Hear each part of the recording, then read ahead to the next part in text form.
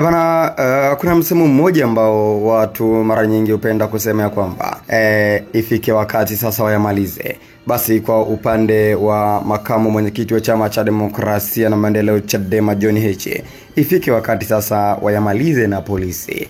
Breaking news. Hapa kuna taarifa kumuhusu John Heche kukamatwa na polisi hii leo asubuhi kabisa. Tutakwenda kuimulika kwa kina. Cha kufanya wewe ni kubonyeza alama ya kusubscribe ili uwe mtu wa kwanza kupata video mbalimbali kutoka hapa Bongo Super Media.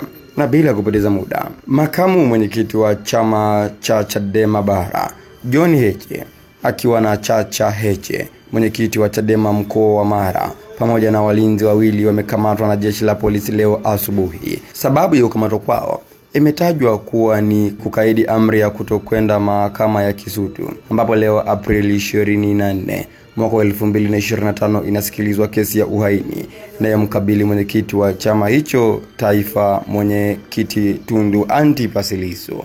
Kwa maana mpaka hapa mgundua kwamba mara baada ya Heche kukamatwa na polisi siku kadhaa nyuma, aliambiwa ya kwamba hatakiwi kwenda mahakamani Kisutu siku ambayo kesi ya Lissu inasikilizwa. Sasa bwana Heche pamoja na mwenyekiti wa Chadema Mara, wao wakaongozana moja kwa moja mpaka pale Kisutu, kesi kwamba amekiuka maagizo ya polisi kama ambavyo waliweza kumwambia hapo awali.